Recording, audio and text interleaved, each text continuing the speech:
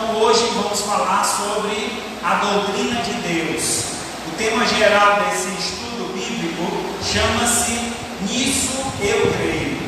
Então nós queremos aqui desafiar os irmãos a ter uma consciência doutrinária, uma consciência cristã. O que realmente eu creio? Às vezes a gente vai à igreja e não tem essa convicção.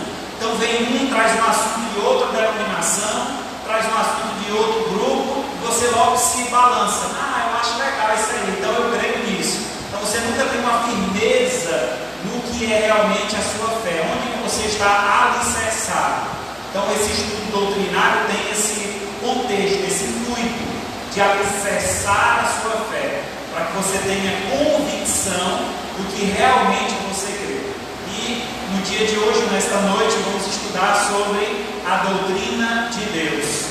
No estudo sobre a pessoa de Deus, uma vez que só podemos conhecer Deus porque Ele se revela a nós por meio da sua criação e revelação direta, como já vimos nas mensagens anteriores. Então, se queremos conhecer Deus, é necessário conhecer a sua revelação. Só conhecemos Deus porque Deus se revela a nós. Vimos nas mensagens anteriores que Deus se revela através da natureza, os céus proclamam a glória de Deus, e vimos também que Deus se revela através da Escritura. Toda a Escritura é inspirada por Deus e útil para o ensino, para a correção, para a repreensão e educação na justiça. Então nós temos este panorama, entendemos que a Bíblia é a palavra de Deus. Se cremos nisso, aí podemos crer no restante que a Bíblia nos ensina.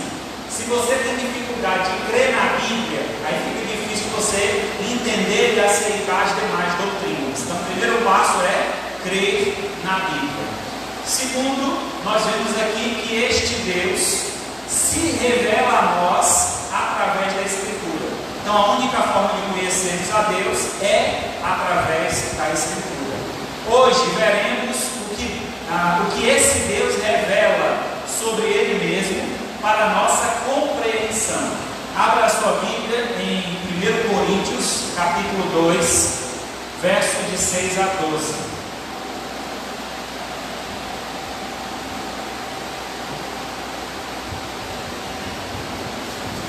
1 Coríntios, capítulo 2, versículo de 6 a 12. A verdadeira sabedoria, o ensino do Espírito Santo.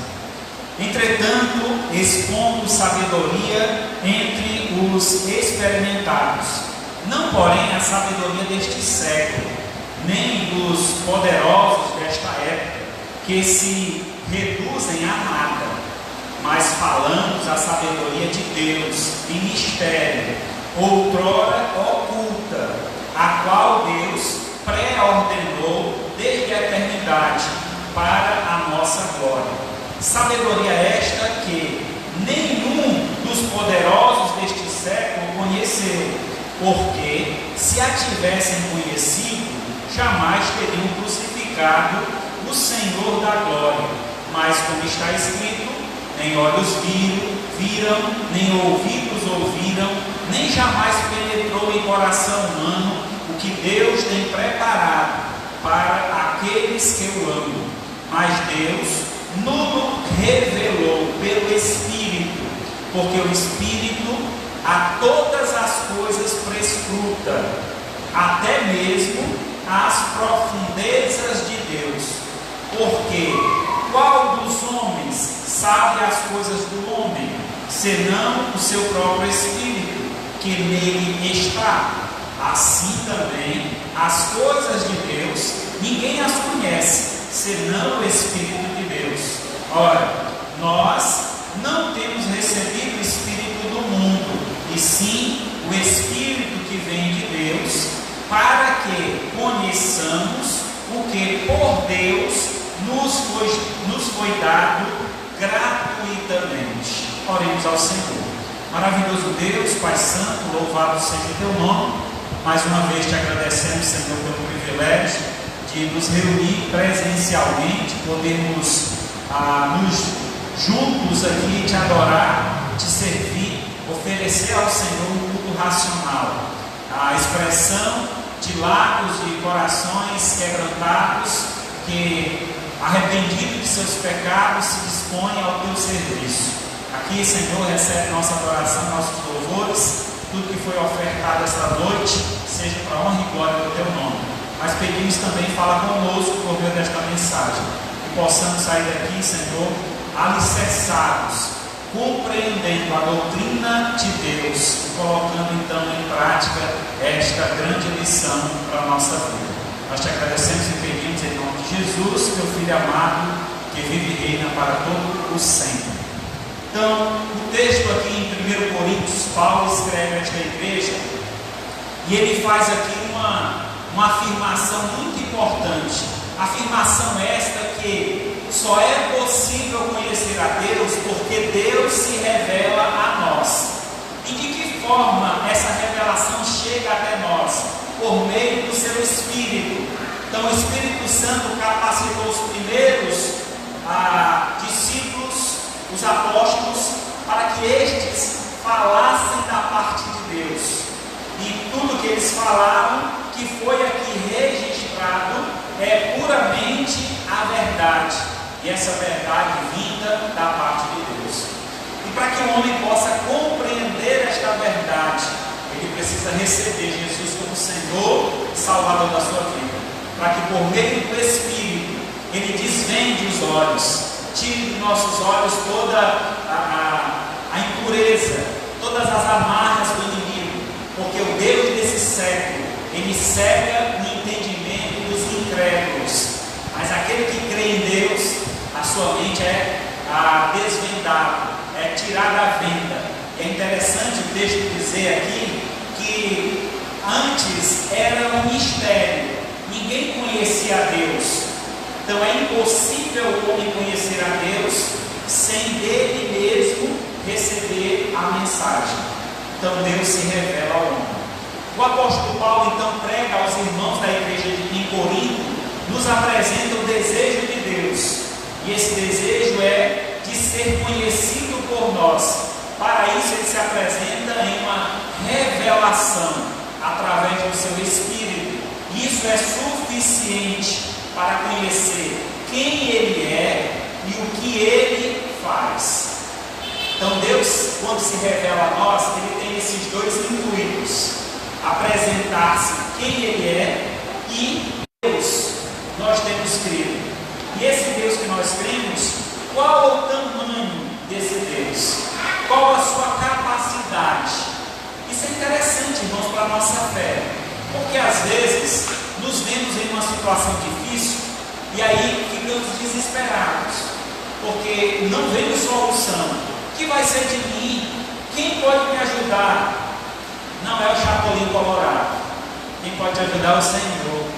Esse Deus maravilhoso, que é todo poderoso. Todo poder está em suas mãos. Então, vamos conhecer esse Deus. É o convite que eu faço a você. A primeira pergunta, nós vamos responder a duas perguntas. A primeira é: quem é Deus? Como a gente poderia responder isso?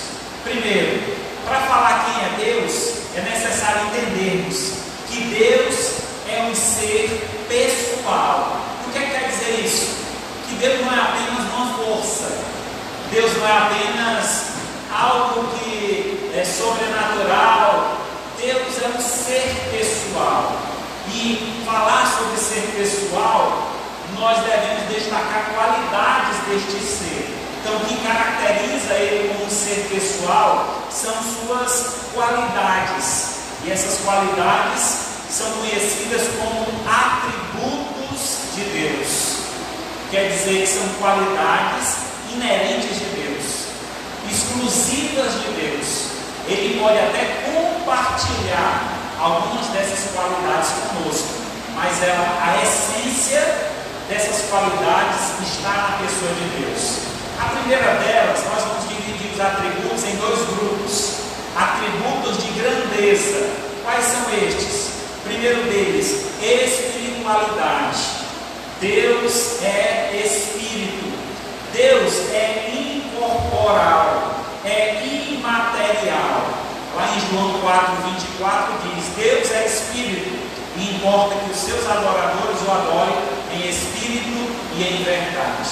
Então, entender este contexto de Deus, sendo Ele um Espírito, Ele é todo poderoso, Ele não se limita a tempo e espaço, Ele está em todo lugar está diante de Deus, Ele tudo vê. Nós vamos observar isso mais na frente. Outra qualidade desse atributo de grandeza é a sua personalidade. Deus, Ele é individual, com uma autoconsciência, vontade própria, capaz de sentir e escolher, e tem uma relação recíproca com outros seres. É interessante, Deus não depende de nós, entenda isso. Às vezes, como seres humanos, nós queremos barganhar com Deus. Deus, se tu me der isso, eu faço isso para o Senhor. Você já fez isso alguma vez? Já orou com esse intuito? Deus, se o Senhor me der esse emprego, olha, Senhor, eu não vou faltar lá na tua casa, eu não vou deixar de dar minha oferta. Às vezes a gente quer barganhar com Deus. Lembra, Deus não precisa da gente, porque Deus, Ele é um ser pessoal e tão interessante a sua divindade, nós vamos falar mais na frente, que ele se encaixa, né? ele é formado por três pessoas. Quer dizer, Deus, Ele é comunhão. Deus, Ele vivia em harmonia, mas Ele decide criar o homem. Ele já tinha comunhão, Ele não precisava criar o homem, mas essa decisão foi livre arbítrio dele, direito. Ele, como uma pessoa, tendo a sua personalidade individual, eles decidiram juntos fazer esta criação, né? Digamos assim. Então, lá em Êxodo, a gente pode ver sua personalidade pela questão da sua apresentação, de quem ele é. Êxodo 3,14 diz assim: disse Deus a Moisés: eu sou o que sou. Disse mais: assim dirá aos filhos de Israel: o eu sou me enviou a vós outros. Vocês lembram dessa passagem? Moisés estava no deserto e ele encontrou uma sarça ardendo em fogo, mas não se queimava. E quando ele viu essa imagem, né, de uma moita queimando, com fogo ao redor, mas a própria moita não queimava, ele ouviu uma voz. E aí essa voz era a voz de Deus que falava a ele, e ordenara que ele voltasse ao Egito para libertar o seu povo. E ele, muito temeroso quanto a Faraó, até pelo motivo pelo qual ele saiu do Egito, porque ele tinha assassinado um egípcio, Deus fala a ele que ele voltasse e desse ordem que Faraó libertasse o seu povo. E Moisés então disse: mas Senhor, quando Faraó me perguntar quem me enviou, o que é que eu vou dizer? Quem é o Senhor? Moisés ali estava conhecendo Deus, e Deus se revelou a ele, dizendo o seu nome. Que nome é esse, pastor? Eu sou. É a expressão usada no hebraico que significa o Todo-Poderoso. Então, quando você escuta essa expressão usada tanto no Antigo Testamento quanto no Novo Testamento com relação a Jesus Cristo, ela quer dizer o Todo-Poderoso. Então, quando Faraó perguntasse a Moisés: quem te enviou para libertar esse povo? O Todo-Poderoso enviou. Esse nome tem um peso, porque Faraó, ele se identificava como Deus. E quando alguém chegasse lá e dissesse o Todo-Poderoso, ele se colocaria acima de Faraó.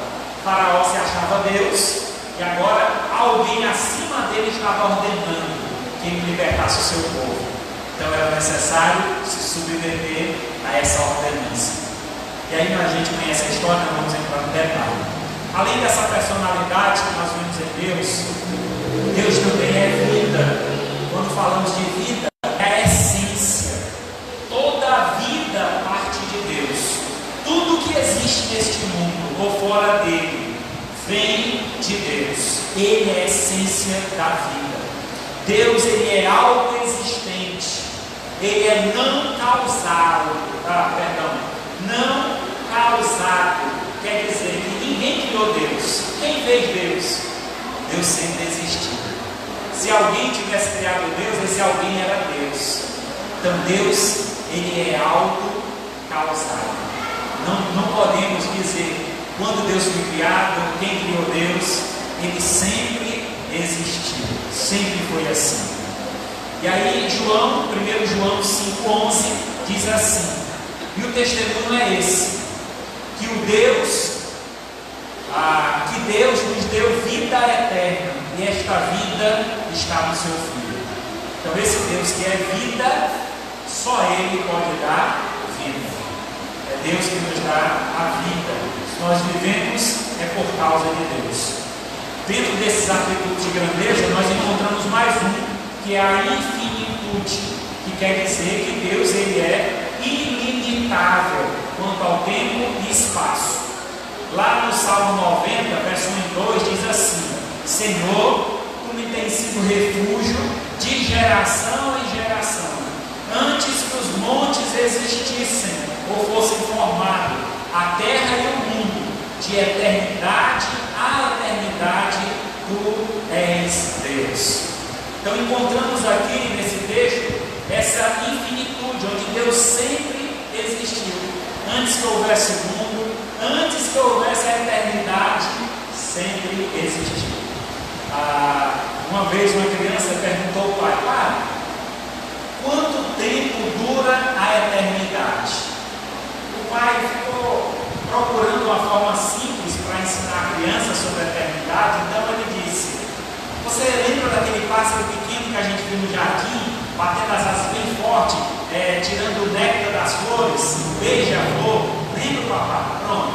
Imagina aquele pássaro pegando uma gota do oceano, voando, saindo do planeta Terra e jogando na atmosfera, fora da atmosfera, aquela gota de água.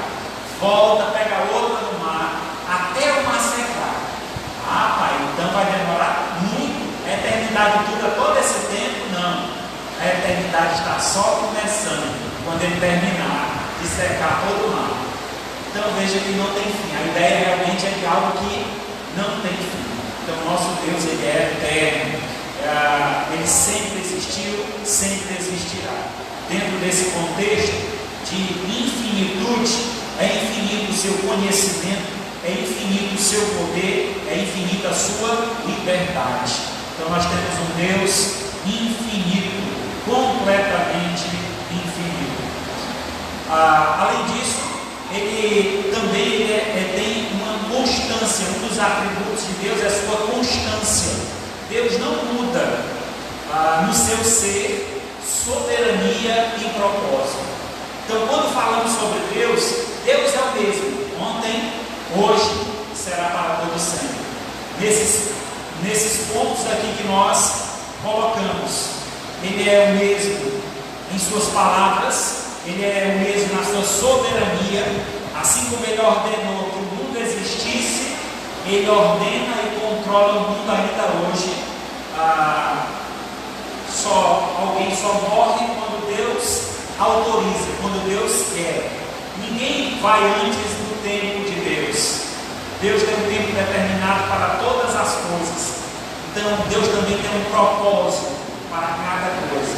Às vezes não entendemos como é que uma pessoa morreu tão jovem, ou até mesmo nem saiu do ventre e já morreu. Tudo tem um propósito. Às vezes a gente não reconhece esse propósito imediato, mas no decorrer da nossa história nós entendemos qual foi o propósito de Deus para tal coisa.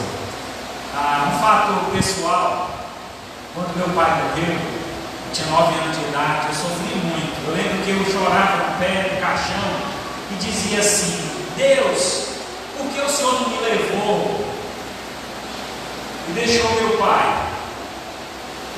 Minha mãe vai ficar sozinha com 5 filhos para criar. Por que o Senhor fez isso?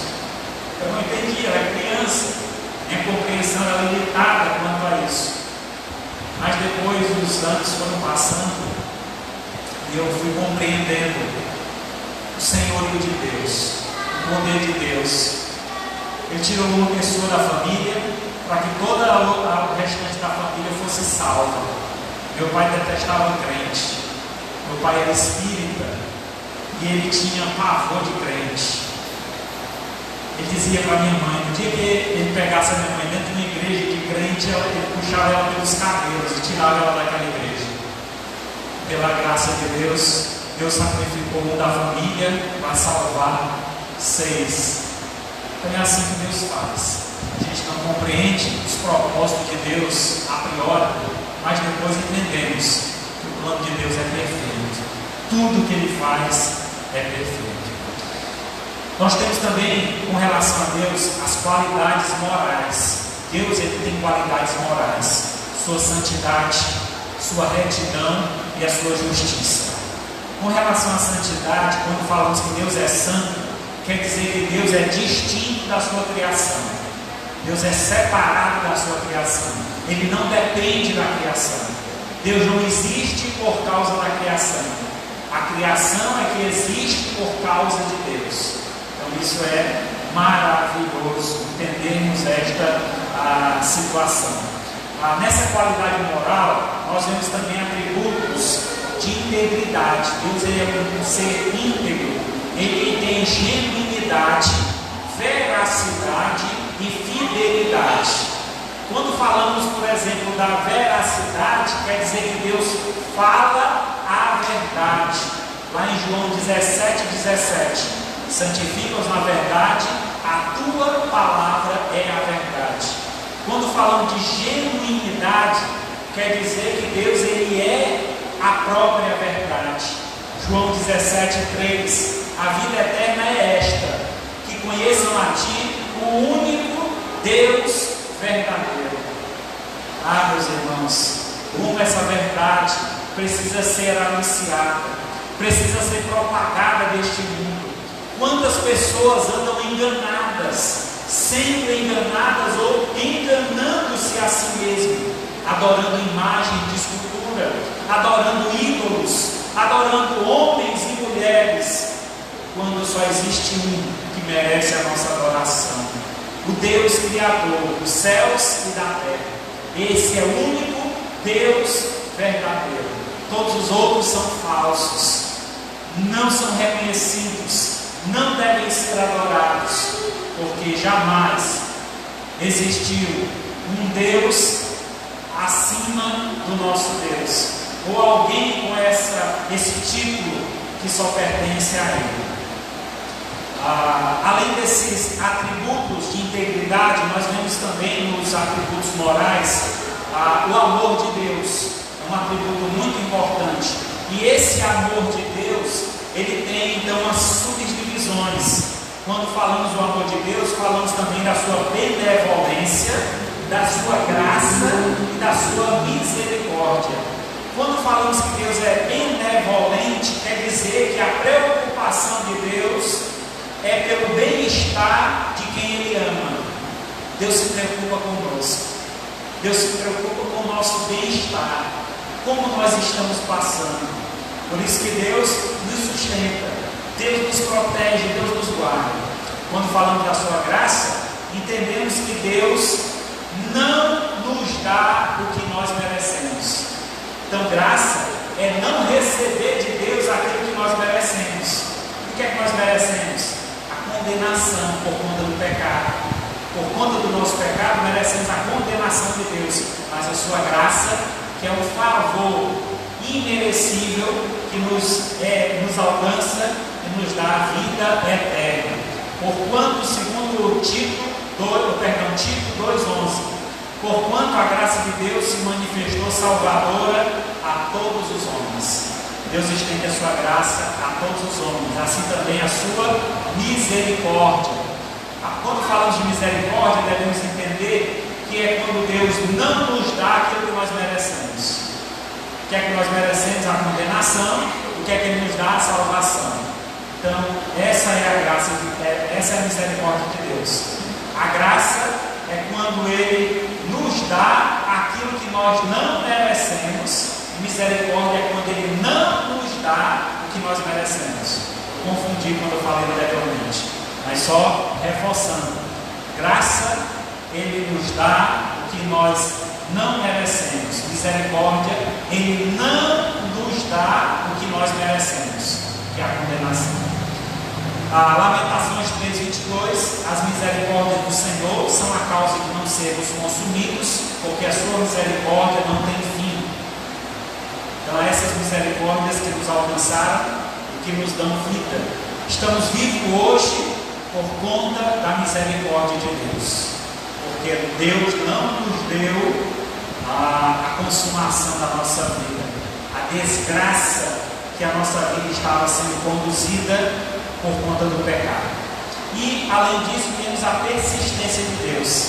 Nós temos um Deus persistente, que não desiste de nós, um Deus que não desiste de amar os seus filhos. Isso é maravilhoso. Às vezes a gente vê um casal, com um problema conjugal, e aí há uma separação, e aí temos aquela velha frase: aconteceu incompatibilidade de gênios. Nossos gênios não se encaixaram. Acabou o amor. Na verdade, nunca houve. Talvez houve interesses, desejos. Acontece isso no relacionamento. Então, o verdadeiro amor, esse amor que é dado por Deus, ele não tem fim. Por isso que Deus, ele persiste, ele insiste, ele vai adiante. Imagine, irmãos, quantas vezes nós negamos a Deus nesta vida. Quantas vezes? E apesar disso, Deus ainda permanece de braços abertos, nos aguardando. Venha, meu filho, só basta se arrepender, só basta pedir perdão. Deus estará sempre pronto a nos perdoar.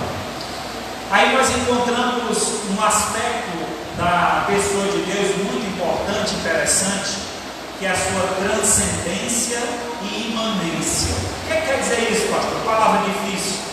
Transcendência quer dizer que Deus, ele é distinto da sua criação. Ele está acima da criação. É aquela ideia que eu passei anteriormente, que Deus não depende de nós. Deus existe não por causa da criação. É a criação que existe por causa de Deus. Então esse Deus que nós temos, ele é transcendente, ele não depende de nós. Então não queira barganhar com Deus, não fique fazendo chantagem com Deus. Isso aí não move o coração de Deus. O que move o coração de Deus é a nossa obediência, a nossa gratidão.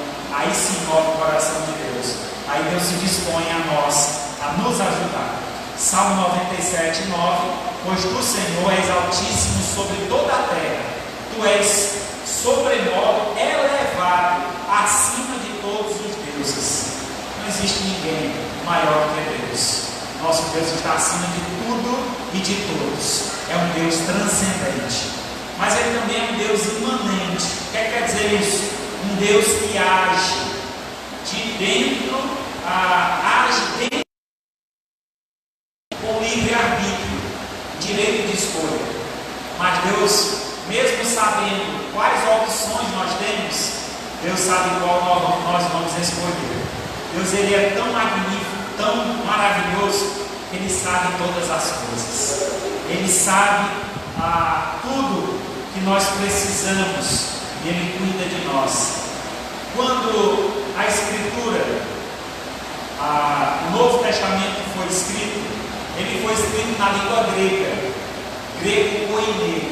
É uma língua já morta, não é mais uma língua falada, não é a língua usada lá, por exemplo, na região de Israel, mas é uma língua muito especial. Então, quando Deus levantou um homem chamado Alexandre, um grande comandante, Alexandre o Grande, assim se tornou conhecido, esse homem conquistou o mundo antigo e instituiu que cada região adotasse a língua grega. Então é interessante, Deus, ele usa até os infiéis para o seu propósito. Ele usou esse homem para que ele conquistasse o mundo antigo, para que ele instituísse uma língua oficial em cada território, e em seguida ele usa essa língua para transmitir a sua palavra. Uma língua perfeita no aspecto que ela tem uma palavra específica para cada coisa. Então, quando ele fala amor, ele tem uma palavra específica para que tipo de amor ele está dizendo. Então, quando alguém escuta a palavra, ela entende. Entendia justamente quem estuda o grego, entende o que ele quer dizer. O que Deus falou exatamente com aquela palavra. Não tem dúvida. Diferente, por exemplo, da nossa língua, a língua portuguesa. Ela cria muitos dualidades, né? É dúbia, no sentido de que você escuta uma palavra, depende então do contexto, para entendermos essa palavra. Eu mordi uma manga. Que manga, pastor? Manga fruta ou a manga da camisa? Então veja que depende do contexto. A língua grega não, era algo muito direto, muito objetivo. Então isso é a providência de Deus, é o cuidado de Deus, é a imanência de Deus, é Deus agindo na sua criação. Salmo 145, 18: perto está o Senhor de todos os que o invocam, de todos os que invocam em verdade. Deus é um Deus fora da criação, quer dizer, Deus Santo, Ele não faz parte da criação, no sentido de Ele não foi criado, mas é um Deus que Ele intervém, Ele age na criação. Então a gente pode sim confiar no Senhor, Ele cuida de nós, Ele cuida da sua criação. Aí chegamos num ponto que gera muita dúvida sobre Deus. Quando perguntamos quem é Deus, falamos que Deus, Ele é trino. O que quer dizer isso? Quer dizer que são três pessoas reunidas em uma só essência. Então são três deuses? Não. São três pessoas e uma só essência. É um Deus trino. Um só Deus que subsiste em três pessoas: Pai, Filho e Espírito Santo. E a Bíblia revela isso para nós. A unidade de Deus. Existe um texto que fala sobre esses três trabalhando juntos. Por exemplo, em Gênesis 1:26. Onde é que nós vemos a Trindade em Gênesis? Quando a palavra diz: também disse Deus, façamos o homem à nossa imagem, conforme a nossa semelhança. Com quem Deus estava falando? Se Ele estava criando, não existia nada. Com quem Ele estava falando? Com a Trindade, com as três pessoas. E por isso Ele usa o plural: façamos o homem à nossa imagem, conforme a nossa semelhança. Então usa aqui essa figura na terceira pessoa, né, do plural. Vemos aqui então Deus, ou três pessoas são chamadas de Deus. Então, para que a gente entenda a Trindade, precisa ter essa divisão aqui. Primeiro, nós vemos uma unidade nessa Trindade. Ele usa uma linguagem plural para afirmar que existe mais de um, pelo menos mais de um. Aí nós vemos depois textos na Bíblia sobre três pessoas que são consideradas Deus. E aí vemos o primeiro, Deus Pai, em 2 Coríntios 1:3. Bendito seja o Deus e Pai de nosso Senhor Jesus Cristo, Pai de misericórdia, Deus de toda consolação. Então, a primeira pessoa que é chamada de Deus, o Pai. Segunda pessoa que é chamada de Deus, João 1:1. No princípio era o Verbo. O Verbo estava com Deus e o Verbo era Deus. Vamos lá, pastor, quem é esse Verbo? O Verbo está no verso 14, do mesmo texto, João 1. E o Verbo se fez carne e habitou entre nós, cheio de graça e de verdade, e vimos a sua glória, glória como do unigênito do Pai. Quem é esse Verbo que se fez carne e que é o unigênito do Pai? Jesus. Ele é o Verbo de Deus, é a palavra. Essa expressão no grego, o verbo, significa a palavra, o logos, é a palavra de Deus. Jesus, quando ele veio ao mundo, ele é a auto-manifestação de Deus, a auto-revelação de Deus. Nós temos uma revelação que é a Bíblia, a palavra Mas Cristo, ele era a própria palavra. Então, quando alguém que estava no mundo, quando Cristo estava aqui neste mundo, tudo que ele ouvia sair da boca de Deus, da boca de Jesus, vinha diretamente de Deus. Então ele é a palavra viva. Ele é aquele que revela o Criador. E aí a terceira pessoa, que é vista como Deus, Romanos 15:13. E o Deus da esperança vos enche de todo gozo e paz no vosso crer, para que sejais ricos de esperança no poder do Espírito Santo. Então aqui o texto ele fala sobre um Deus da esperança, e essa esperança é trazida por quem? Pelo Espírito Santo. Então este Deus da esperança é o Espírito Santo. É Ele que nos trouxe a esperança. Que esperança é essa? A garantia que Deus nos dá da vida eterna. É o selo de Deus. Quando vemos o Espírito Santo vindo, habitando em nós, nós temos então essa garantia, a certeza da salvação e da vida eterna. Então vemos aqui a Trindade, a unidade sendo exposta, a cada um deles sendo chamado de Deus, e vemos também esses três sendo apresentados. Nós vemos isto é falado então que esses três são um, em 1 João 5:7. 1 João 5:7. Pois há três que dão testemunho no céu, três que estão lá no céu: o Pai, a Palavra e o Espírito Santo. Nós já vimos quem é a palavra, é Jesus. Então o texto aqui está afirmando que há três lá no céu. Esses três que são um. E esses três é Deus: o Pai, o Filho e o Espírito Santo. Então só assim podemos compreender Deus. Algumas ilustrações que as pessoas usam para entendermos Deus, como por exemplo de um ovo, onde tem a casca, a gema, ou a clara e a gema, como se fosse ali três em um. Alguns usam a ideia do gelo, por exemplo, como é que chama? O tempo da água, né? Os estados da água: sólido, líquido e gasoso. Então é só ilustração, isso não é com clareza que podemos afirmar Deus é como o gelo, é como a água, os estágios da água. Não, é apenas uma ilustração, só para ficar compreensível que os três estão em a composição da água, no sentido, né? A água, ela pode ter três estágios, três formas. Assim é Deus, Ele é único, é um só Deus, mas há três pessoas, que é Deus.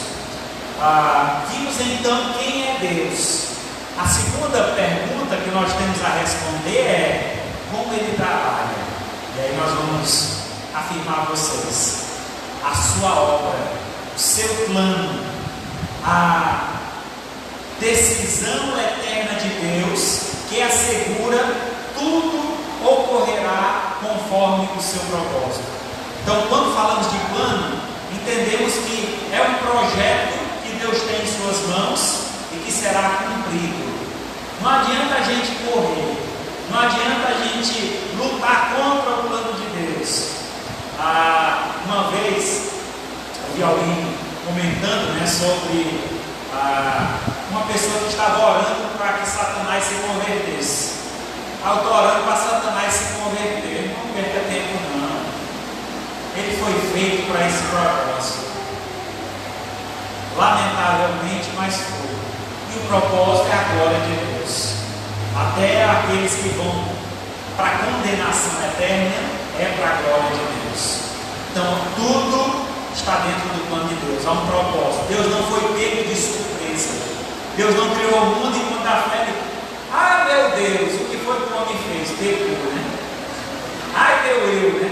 Então Deus não foi pego de surpresa. Ele sabia as possibilidades e ele já estava preparado. O plano é completo. Evidências então deste plano de Deus. Salmo 139, verso 16: os teus olhos me viram substância ainda informe, no teu livro foram escritos todos os meus dias, cada um deles escrito e determinado, quando nenhum deles ainda havia. Então o plano de Deus, ele é eterno. Antes mesmo que nós nascêssemos, Deus sabia que nós iremos nascer, onde iremos nascer, de quem seríamos filhos, com quem nos casaríamos, quem seriam os nossos filhos. Deus sabe de tudo.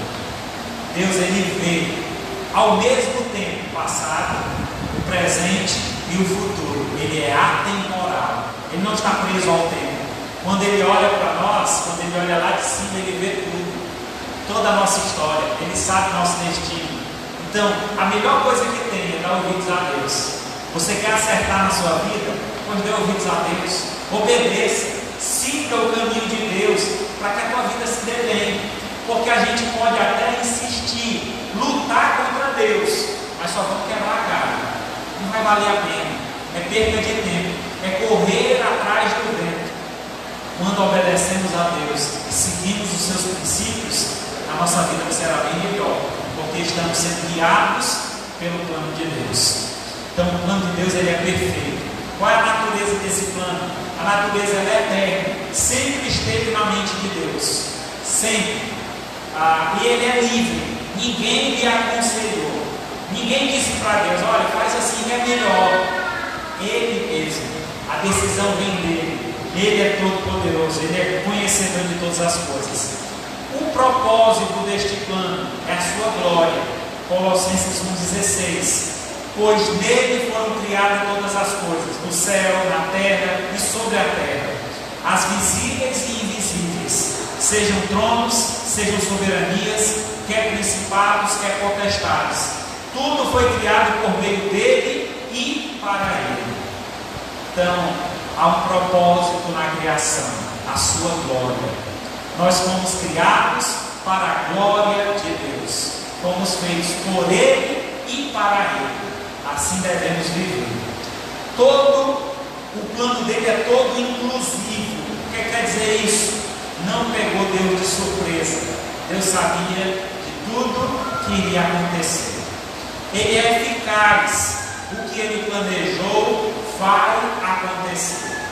Com relação à sua criação, a obra de Deus é para trazer à existência, sem o uso de qualquer material pré-existente, todas as coisas que existem. Isso coloca por terra a ciência, que quer explicar a criação através do Big Bang, através da evolução. Isso aí coloca tudo isso por terra.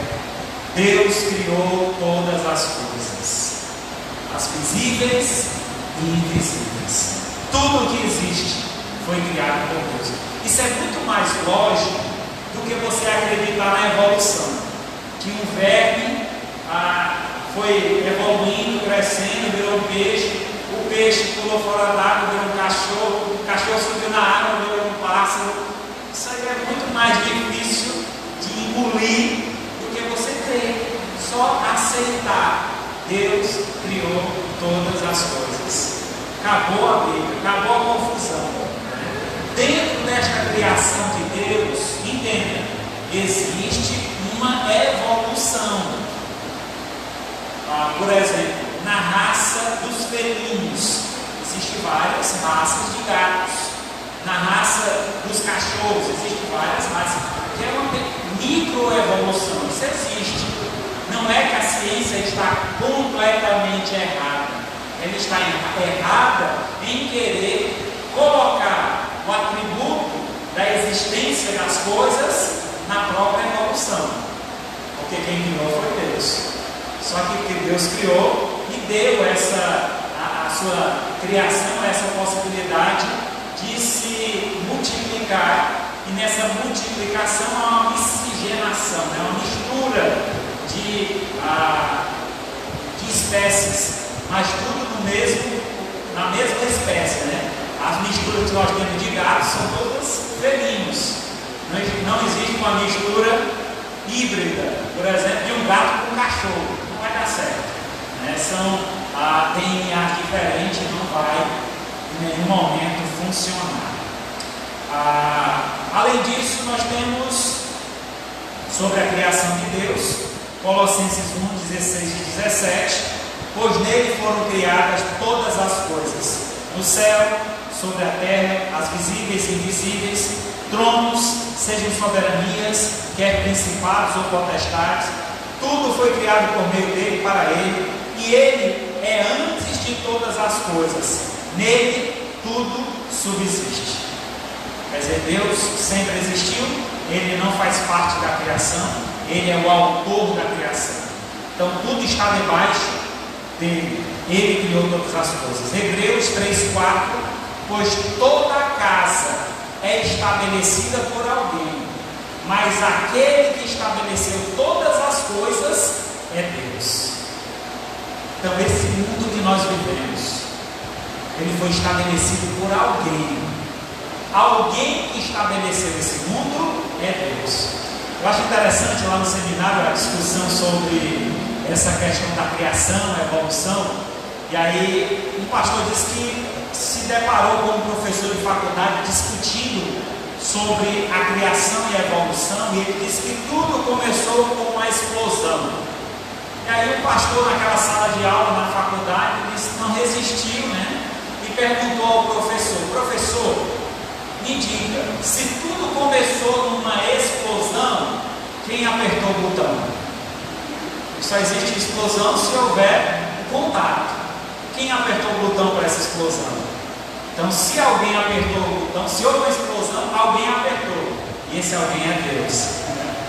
Então, se Deus criou por meio da explosão, se o Senhor quer criar assim, louvado seja Deus. Mas no final das contas, não tem para onde correr. Existe um Criador. E esse que criou tudo é Deus. Não existe outro nome.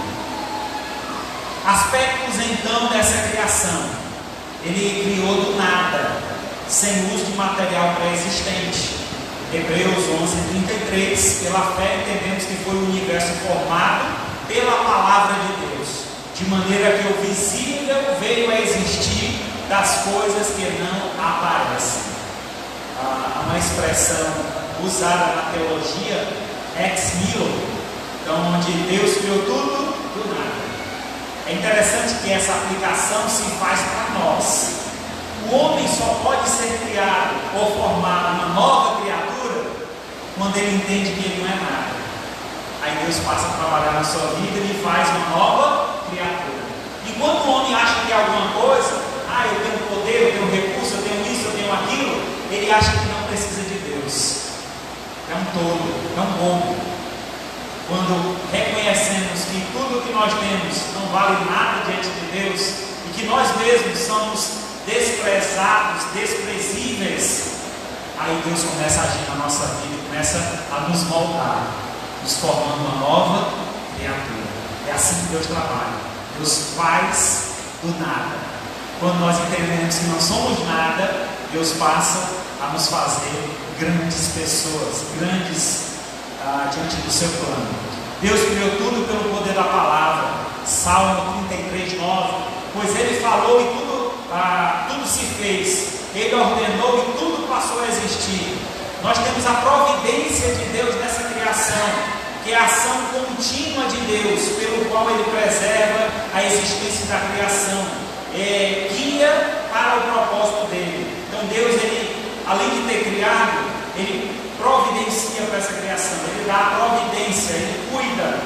Há a criação humana e tudo que há. Atos 14:17, tudo que se deixou ficar sem testemunho de si mesmo, fazendo bem, dando-vos do céu chuva, estações frutíferas, enchendo o vosso coração de fartura e de alegria. Então Deus cuida da sua criação, derramando as gotas do céu, as chuvas que fazem essa terra germinar e dar muitos frutos. E nós precisamos também da água que vem dessas chuvas. A abrangência do seu governo, Deus atua na natureza. Então, o cuidado de Deus com os mínimos detalhes da sua criação. Mateus 5:45, diz assim: para que vos torneis filhos do vosso Pai Celeste, porque Ele faz nascer o sol sobre maus e bons, e vira a chuva sobre justos e injustos. Deus, Ele é tão poderoso que Ele derrama do seu favor, da sua graça sobre todas as pessoas deste mundo, maus e bons. Assim é Deus. Deus, Ele guia e dirige a sua criação animal. Mateus 6,26. Observa as aves do céu, não semeiam, não colhem, não ajuntam em celeiro, contudo, o vosso Pai Celeste as sustenta. Porventura, não valei vós muito mais do que as aves do céu? Então, às vezes, nós somos muito ingratos em reclamar, falar que não aceitamos, não concordamos, estamos insatisfeitos com o que Deus tem dado. Olha as aves, os pássaros, os animais, não plantam, não colhem, não ajudam em celeiro, e Deus sustenta cada um deles. Quanto mais a nós. Então, tudo que nós temos, tudo que nós consumimos, foi dado por Deus. Sejamos gratos a Ele. Essa é uma palavra que nós devemos fixar no nosso coração, a gratidão. Inclui também as ocorrências acidentais da vida. Provérbios 16:33. A sorte se lança no regaço, mas do Senhor procede toda a decisão. Tudo que acontece, às vezes a gente diz, foi uma coincidência. Foi não, foi Deus, o agir de Deus. Eu tenho muita sorte. Já ganhei isso, ganhei aquilo outro. Não é sorte não, é o cuidado de Deus, é a provisão de Deus. Deus cuida de nós. E o governo, Deus governa sobre tudo. Para finalizar, Salmo 103:19. Nos céus estabeleceu o Senhor o seu trono, o seu reino domina sobre tudo. Deus governa esse mundo. É interessante porque a Bíblia diz que o mundo jaz no maligno. O maligno, que é Satanás, ele tem uma atuação muito forte aqui nesta terra. Ele age, ele tem um trabalho muito específico aqui nessa terra, que é destruir o plano de Deus. Mas mesmo o diabo, tudo que ele faz é debaixo da vontade de Deus, é submisso a Deus, só se Deus permitir. E onde é que a gente vê isso, pastor? Na história de Jó, quando ele pergunta: tem visto meu servo Jó, homem íntegro, reto, temente a Deus? Satanás diz: ele é assim porque tu dá tudo a ele, deixa eu tirar, para ver se ele permanece assim. Mas Deus conhecia o coração de Jó e permitiu. Deus permitiu que Satanás fizesse aquilo. Então Satanás tirou os bens que Jó tinha, tirou os filhos que Jó tinha, tirou a saúde de Jó. Porém Jó continuou sendo firme e fiel ao Senhor.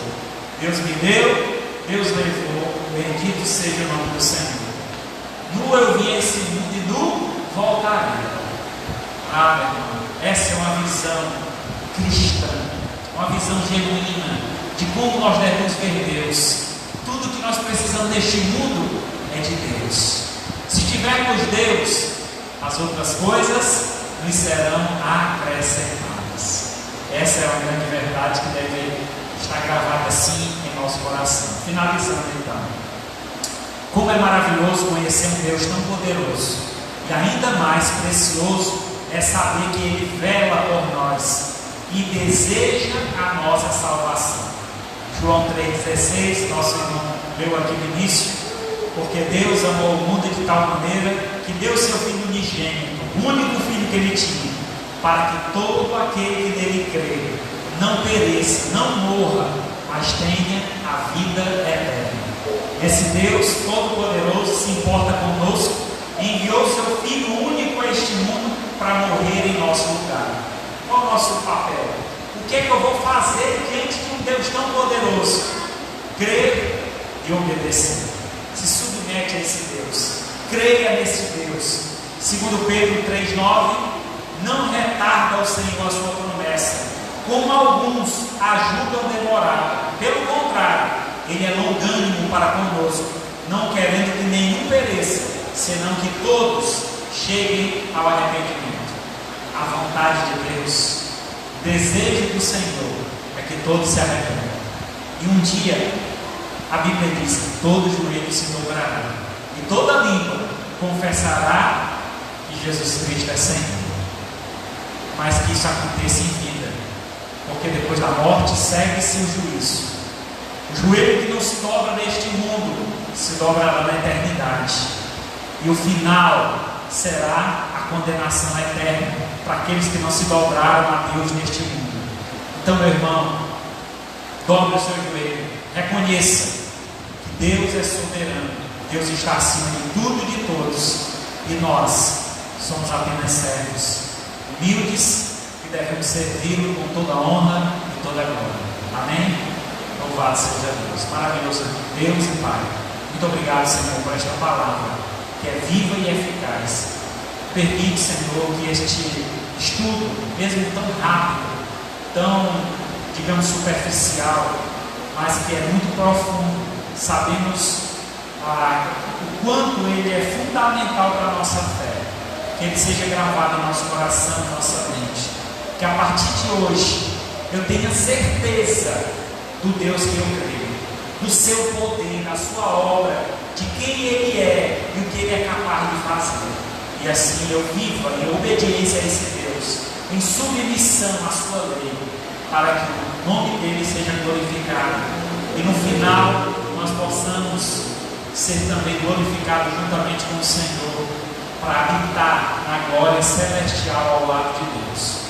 Pai querido, muito obrigado pelo teu amor, pelo teu favor e cuidado das nossas vidas. Eu te peço, ó Pai, visita cada um aqui presente. Te peço por aqueles que estão nos assistindo na live. Te peço por aqueles, ó Pai, que estão em seus lares ou até mesmo em um leito de hospital. O Senhor estenda a tua mão poderosa, curando, sarando, trazendo paz, entendimento, a perseverança, para que eles permaneçam firmes na fé, para que no dia da tua vinda sejamos encontrados fiéis diante do Senhor. Que a graça do Senhor Jesus, o amor de Deus, o nosso Pai, a comunhão e a consolação do Espírito Santo seja com todos nós, o povo de Deus, hoje e para todos sempre. Amém. Graças a Deus.